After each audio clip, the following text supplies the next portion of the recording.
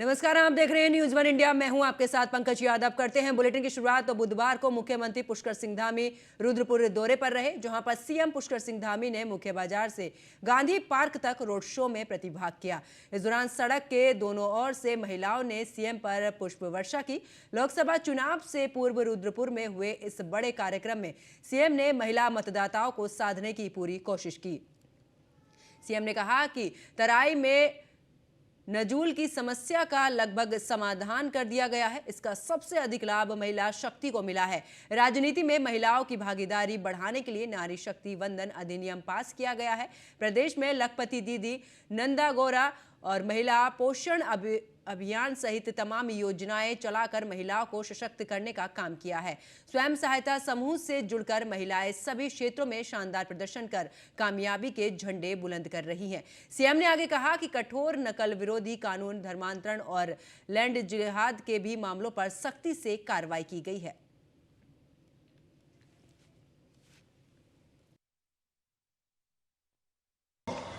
आज इस कार्यक्रम में मैंने जिस प्रकार से देखा कि विभिन्न जो हमारे महिलाओं के द्वारा, हमारी माताओं के द्वारा, हमारी बहनों के द्वारा जो स्टॉल लगाए गए हैं, यहाँ पर प्रदर्शित किए गए हैं, यह कार्यक्रम जहां एक और हमारे आदरणीय प्रधानमंत्री मोदी जी द्वारा दिए गए आत्मनिर्भर का जो मंत्र है कि सबको आत्मनिर्भर बनाना है, सबको अपने पैरों पर खड़ा करना है, विशेषकर से हमारी माताओं बहनों को उनके पैरों पर खड़ा करके उनको रोजगार से जोड़ना है, उनको स्वरोजगार से जोड़ना है, उनकी आजीविका को खड़ा करना है।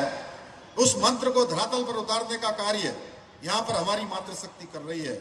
और मातृशक्ति की जो प्रतिभा है एवं कौशल, ये सभी को परिचित करवाने का कार्य भी कर रहे हैं।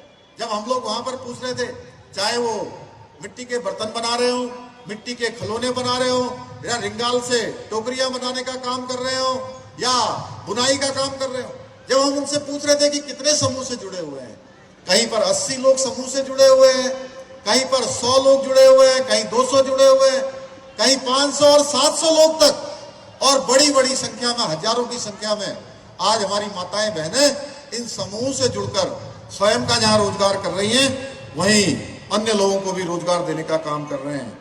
हम उत्तराखंड राज्य के निर्माण में, जो हमारा राज्य सन 2000 में आदरणीय अटल बिहारी वाजपेयी जी के प्रधानमंत्री रहते हुए इस राज्य की स्थापना हुई थी, उसमें हमारी मातृशक्ति का जो योगदान है उसको हम कभी नहीं भूल सकते हैं, कभी हम उनको अपने स्मरण से अलग नहीं कर सकते। ये आप लोग ही हैं जो अपने परिवार का ही नहीं बल्कि अपने समाज और अपने प्रदेश और देश का ख्याल रखती हैं। हमेशा अपना जो सर्वस्व होता है, जितना अधिक से अधिक परिश्रम होता है, उस परिश्रम को लगाने का काम करते हैं। मेरा मानना है, चूंकि ये नारी भक्ति शक्ति बंधन महोत्सव, नारी सशक्तिकरण को समर्पित, ये जो हमारा इस प्रकार के महोत्सव करने का उद्देश्य, इसके पीछे नारी शक्ति को आगे लाना है, क्योंकि मातृशक्ति के सहयोग के बिना किसी भी समाज या किसी राष्ट्र का संपूर्ण विकास नहीं हो सकता है। हम उत्तराखंड राज्य के निर्माण में हमारी मातृशक्ति द्वारा जो योगदान दिया गया है उसको कभी नहीं भूल सकते हैं। आपने उत्तराखंड निर्माण के लिए जो संघर्ष किया था। और खबरों में आगे बात करते हैं ऋषिकेश की, जहां पर राजा जी टाइगर रिजर्व पार्क क्षेत्र अंतर्गत चीला बैराज मार्ग पर सड़क हादसे में घायल और जान गंवाने वाले वन अधिकारियों का हादसे से पहले एक वीडियो सोशल मीडिया पर जमकर वायरल हुआ है, जिसमें इलेक्ट्रिकल व्हीकल के ट्रायल के दौरान सवार सभी अधिकारी और कर्मचारी बैठे हुए दिखाई दिए हैं। हंसी खुशी के साथ सभी वन अधिकारी वाहन का आनंद ले रहे हैं। ड्राइवर के बगल में एक वन कर्मचारी बैठा हुआ दिखाई दिया है, जबकि बीच वाली सीट की अगर बात की जाए तो 3 वन अधिकारी और 1 कर्मचारी बैठे हुए हैं, जिनमें से कोने पर बैठा हुआ एक वन कर्मचारी मोबाइल के फ्रंट कैमरे से सभी की वीडियो बना रहा है। पिछली वाली सीट पर एक महिला सहित 2 अन्य अधिकारी बैठे हुए हैं और 3 वन कर्मचारी वाहन में पीछे खड़े हुए नजर आ रहे हैं। वीडियो को देखकर आसानी से अंदाजा लगाया जा सकता है कि इलेक्ट्रिकल व्हीकल के ट्रायल को लेकर वन अधिकारियों और कर्मचारियों में काफी उत्साह था। उन्हें क्या पता था कि उनका ये उत्साह और खुशी कुछ पल की है। कुछ ही देर बाद सड़क के दौरान इस दौरान हादसा हुआ, जहां पर घटना में 2 रेंज अधिकारियों सहित 4 की घटनास्थल पर ही दर्दनाक मौत हो गई। वहीं घटना में 5 कर्मी घायल हो गए, जबकि एक महिला लापता है, जिसकी तलाश के लिए एसडीआरएफ सर्च ऑपरेशन चला रही है। 5 वन अधिकारी और कर्मचारी का एम्स में इलाज चल रहा है, जबकि इनमें से अगर बात की जाए तो 3 वन अधिकारियों को छुट्टी मिल चुकी है, जबकि 2 वन अधिकारी की हालत गंभीर होने की वजह से उनका इलाज जारी है।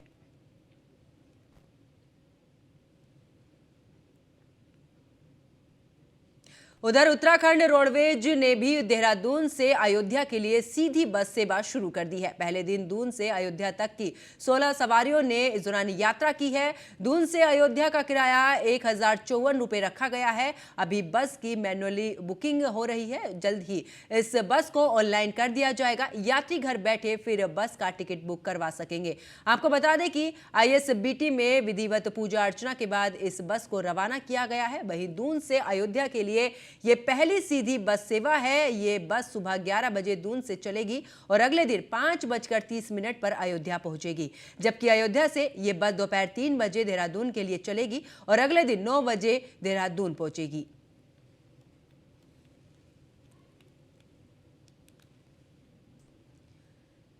तो पहले दिन की अगर बात करें तो 16 यात्रियों ने इस दौरान यात्रा की है। देहरादून से अयोध्या के लिए अब सीधी बस सेवा शुरू कर दी है। आपको बता दें कि इस बस की अगर बात की जाए तो इसका किराया 1054 रुपये रखा गया है और जल्दी ही अब इसकी बुकिंग ऑनलाइन भी शुरू हो जाएगी। तो देहरादून से अयोध्या के लिए अब सीधी बस सेवा शुरू कर दी गई है। पहले दिन 16 यात्रियों ने इस बस में यात्रा की है।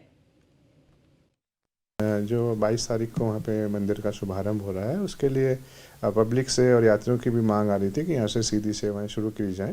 तो हम लोगों ने हल्द्वानी से हमारी बस सेवा अयोध्या के लिए पूर्व में ही शुरू हो चुकी है। एक बस सेवा देहरादून से हम लोगों ने शुरू करी है अयोध्या के लिए, और एक बस सेवा आज से हरिद्वार से अयोध्या के लिए शुरू हो रही है। और इसके अलावा एक बस हम लोग रामनगर से भी शुरू करने की हमारी योजना है। तो इसके अतिरिक्त और भी कहीं किसी स्थान से यदि मांग आती है या यात्री उपलब्ध होते हैं तो हम निश्चित तौर पे बसें उपलब्ध कराएंगे। उधर उत्तराखंड प्रदेश कांग्रेस अध्यक्ष करण माहरा के आह्वान पर प्रदेश भर की सभी जिला, महानगर, ब्लॉक और नगर कांग्रेस कमेटियां 14 जनवरी से 16 जनवरी तक प्रदेश की बेटी अंकिता भंडारी को समर्पित 3 दिवसीय अंकिता भंडारी को न्याय दो यात्रा आयोजित करने जा रही है। बता दें कि राहुल गांधी भारत जोड़ो यात्रा की अपार सफलता के बाद 14 जनवरी से मणिपुर की राजधानी इम्फाल में महाराष्ट्र तक लगभग 6700 किलोमीटर लंबी भारत जोड़ो न्याय यात्रा का शुभारंभ करने जा रहे।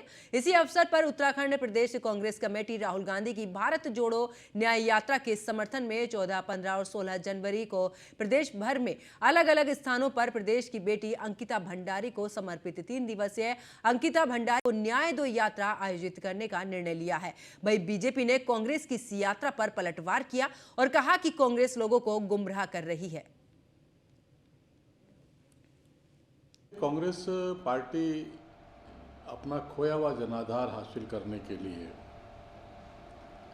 जिस बेटी ने एक शहादत दी है, जिस बेटी के साथ एक कृत्य हुआ है, उस बेटी के नाम पर राजनीति कर रही है। मामला न्यायालय में है। अभी तक कोई भी जो नामजद अपराधी थे उनकी जमानत नहीं हुई है, सब जेल में निरुद्ध हैं। कांग्रेस बेवजह लोगों को गुमराह कर रही है। कांग्रेस के पास कोई मुद्दा नहीं है और उस बिटिया के नाम। उधर पौड़ी में भी सभी 15 ब्लॉकों में अंकिता भंडारी को न्याय दिलवाने के लिए कांग्रेस न्याय यात्रा निकालेगी। कांग्रेस के जिला अध्यक्ष पौड़ी विनोद नेगी ने बताया कि कांग्रेस द्वारा लगातार अंकिता भंडारी को न्याय दिलवाने के लिए आंदोलन किया जा रहा है। इसी कड़ी में प्रदेश अध्यक्ष के आह्वान पर कांग्रेस द्वारा जिले में पौड़ी में भी 14, 15 और 16 जनवरी को जिले के सभी ब्लॉकों में न्याय यात्रा निकालने की तैयारी तेज कर दी गई है। आपने कुछ दिन पहले एक नेशनल क्राइम ब्रांच की जो ब्यूरो की रिपोर्ट थी उसमें देखा होगा कि उत्तराखंड 9 हिमालयी राज्यों में एक ऐसा राज्य है जिसमें 907 बलात्कार के मामले हुए हैं, जो कि एक चौंकाने वाला सर्वे है। और दूसरा आपने देखा होगा कि 778 मामले यहाँ पर अपहरण के आए हैं। तो हम लोग भाजपा सरकार जो हमेशा कहती है कि बेटी बचाओ बेटी पढ़ाओ। आज भाजपा की इस सरकार में, इस राज्य में बेटियां क्यों सुरक्षित नहीं है, हम सरकार से पूछना चाहते हैं। अपहरण के इतने मामले यहाँ पर हुए हैं, उस पर सरकार क्यों गंभीर नहीं है, क्यों चुप्पी साधे हुए है। दूसरा, हम लोग इतना मेहरा जी उनके द्वारा निर्देशित किया गया है कि उत्तराखंड में भी जो है एक न्याय यात्रा निकलेगी जो अंकिता भंडारी से संबंध होगी, और ये यात्रा 14 जनवरी, 15 जनवरी और 16 जनवरी को निकाली जाएगी। आपने कुछ दिन पहले एक नेशनल क्राइम ब्रांच की जो ब्यूरो की रिपोर्ट थी उसमें देखा होगा कि उत्तराखंड 9 हिमालयी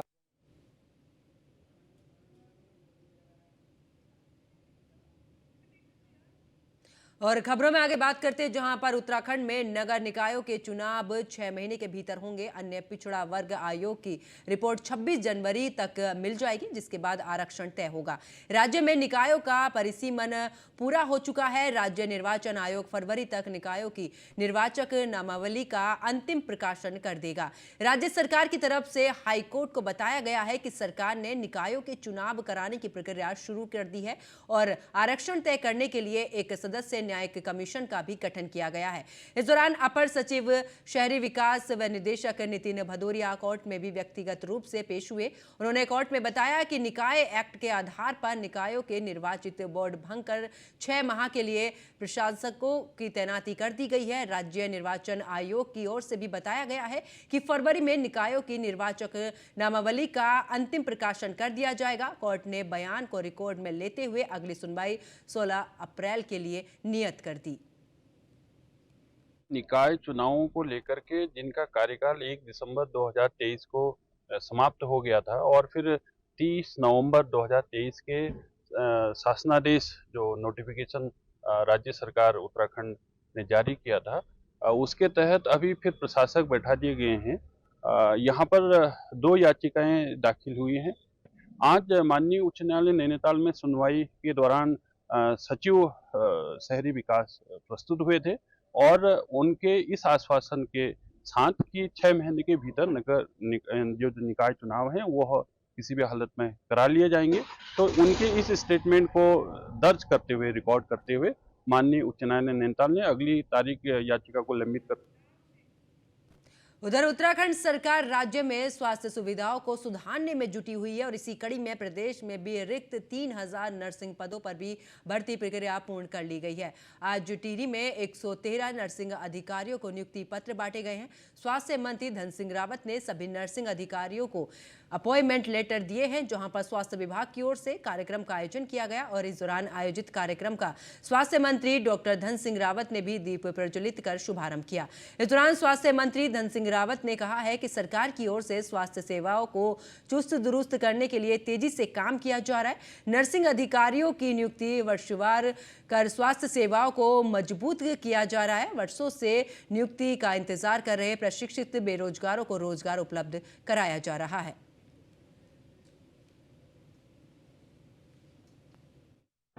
अब टिहरी जिले में 100% नर्सिंग अधिकारियों की पूरी हो गई और मैं प्रधानमंत्री जी का भी और मुख्यमंत्री जी का भी, स्वास्थ्य विभाग का बहुत बहुत धन्यवाद देना चाहता हूँ कि पहली बार 3000 नर्सिंग अधिकारियों को हम वर्षवार नौकरी दे रहे हैं। बैकलॉग हमने पूरा कर दिया है और सभी CSC, PSC जिला हॉस्पिटलों में अब नर्सिंग अधिकारियों की जितनी वैकेंसी थी वो पूरी हो गई। अब टिहरी जिले में उधर आगामी चारधाम यात्रा की तैयारियां शुरू हो गई हैं। बद्री केदार मंदिर समिति की बोर्ड बैठक में तैयारियों के मद्देनजर कई प्रस्ताव पारित भी हुए हैं। मंदिर समिति की बोर्ड बैठक अजेंद्र अजय की अध्यक्षता में हुई है। बैठक के में यात्रा वर्ष 2024 के लिए तैयारियों, निर्माण, जीर्णोद्धार कार्यों संबंधित प्रस्ताव सहित कई फैसले लिए गए हैं, जिनमें त्रियुगी नारायण मंदिर क्षेत्र को भी वेडिंग डेस्टिनेशन के रूप में विकसित करने का प्रस्ताव पारित किया गया है। जा रहा है, क्या कुछ प्लानिंग की जा रही है? देखिए, आप जानते हैं कि गत दिनों जब देहरादून में माननीय प्रधानमंत्री जी आए थे और उन्होंने अपने उद्बोधन में उत्तराखंड में वेडिंग डेस्टिनेशन की अपार संभावनाएं जताई थी। उस अनुरूप बद्रीनाथ केदारनाथ मंदिर समिति के स्तर से भी जो हमारे कई ऐतिहासिक और पौराणिक दृष्टि से महत्वपूर्ण मंदिर हैं, उनको वेडिंग डेस्टिनेशन के रूप में डेवलप करने का प्रयास किया जा रहा है। इस क्रम में जैसे ऊखीमठ स्थित ओंकारेश्वर मंदिर है ओंकारेश्वर मंदिर में शीतकाल में बाबा केदार की पूजा वहीं पर संपादित होती है और उसको भी हम वेडिंग डेस्टिनेशन के रूप में डेवलप कर रहे हैं और वहाँ पर हमारे प्रथम चरण के निर्माण कार्य प्रारंभ हो चुके हैं। द्वितीय चरण के निर्माण कार्य भी।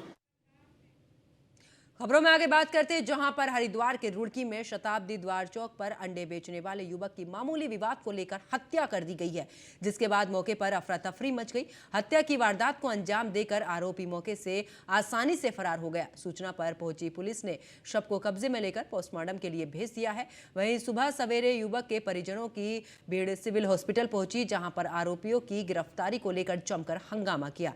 पुलिस ने परिजनों की तहरीर के आधार पर एक नामजद और एक अज्ञात युवक के खिलाफ केस दर्ज कर आरोपियों की तलाश शुरू कर दी है।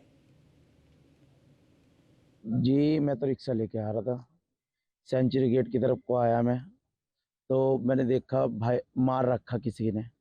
देखा तो मैं जैसे करीब आया तो मेरा भाई हैगा। मैंने उसे पकड़ा आदमी को, उसके बहुत मार रखा था।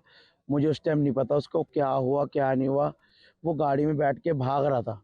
मैंने कहा तू नहीं जाएगा। लोहे की बाल्टी उसकी छाती पे दे दनादन लोहे की बाल्टी मार रखी थी।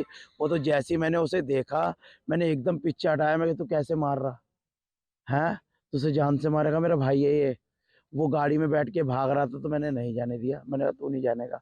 फिर उसके साथ के जब मैं वहाँ चीखने चिल्लाने लग गया, एक ने मुझे बताया भाई इसे देख ले तो मर गया।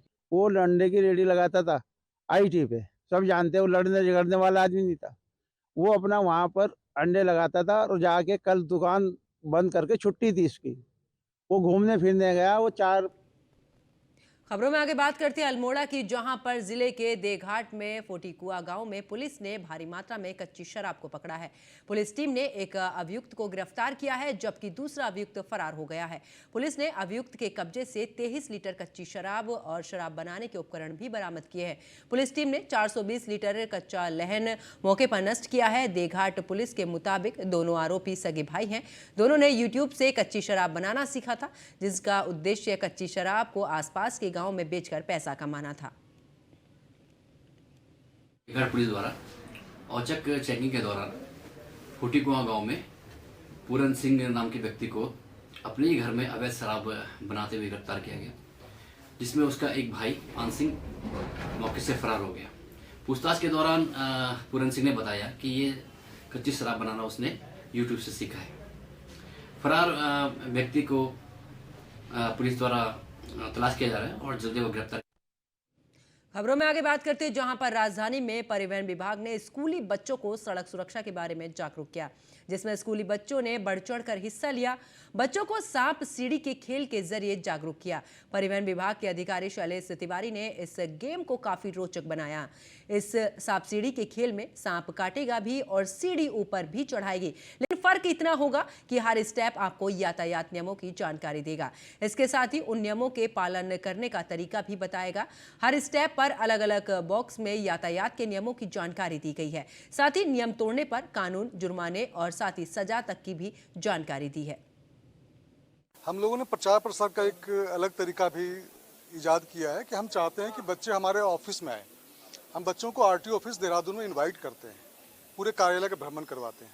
आज इसी रेफरेंस में हमारे यहाँ MKP PG कॉलेज की जो लड़कियाँ हैं वो यहाँ आई हैं। ये NSS में भी एक्टिव हैं, पूरा NSS का ग्रुप है। राष्ट्रीय सेवा योजना की जो लड़कियाँ हैं हमारे पास आई हैं। तो हमने एक बार पूरे ऑफिस का भ्रमण करवाया है। ड्राइविंग लाइसेंस कैसे बनता है, लर्निंग लाइसेंस, परमानेंट लाइसेंस के बारे में बताया गया इनको, रजिस्ट्रेशन के बारे में, और भी परिवहन विभाग में क्या क्या काम होता है, सब जगह इनका भ्रमण। खबरों में आगे बात करते हैं, जहां पर ऋषिकेश में भरत विहार के निकट बाबा काली कमली के बगीचे में इस दौरान अचानक से आग लग गई। जहां पर आपको बता दें कि इस दौरान 40,000 कैश और सामान जलकर पूरी तरीके से राख हो गया। और आपको बता दें कि इस दौरान झोपड़ी में रखे सामान भी जलकर राख हो चुका है। और इतना आग लगी है झोपड़ियों में शॉर्ट सर्किट की वजह से। नुकसान तो उसमें सारे कपड़े थे, लत्ते थे, अपनी झोलियाँ थी, अपनी झोली भी जल गई, उसमें पैसे थे 30-40 हज़ार रुपये, वो भी जल गए। और कुछ सिक्के थे मंदिर के, पैसे वैसे भी इकट्ठे करे तो वो भी जल गए। और दूसरा जो कपड़े थे और अलमारियाँ थी वो तक जल के खाक हो गई, कुछ नहीं बचा उसमें, मतलब बर्तन तक का वो भी प्रभाव खत्म हो। ये हमें सूचना मिली है कंट्रोल रूम के द्वारा कि आग लगी है, किसी बाबा की झोपड़ी में लगी थी। तो बाबा की कुटिया में हम आग बुझाने गए तो वहाँ बाबा की कुटिया काफ़ी जल चुकी है। लगभग जो भी था सामान लगभग उसका ख़त्म ही हो चुका है। और कुछ बता रहे थे उसमें कबूतर वगैरह थे, वो तो उड़ गए थे। कुछ मछलियाँ भी बताए जा रहे हैं, कुछ बर्तन वगैरह, कुछ कपड़े वगैरह, ये सभी चीज़ बाबा जी की जल चुकी हैं। बाकी फायर ब्रिगेड ने अपना मौके पे जाकर आग। और मेरे साथ फिलहाल खबरों में इतना ही। आप देखते रहिए न्यूज़ 1 इंडिया। नमस्कार।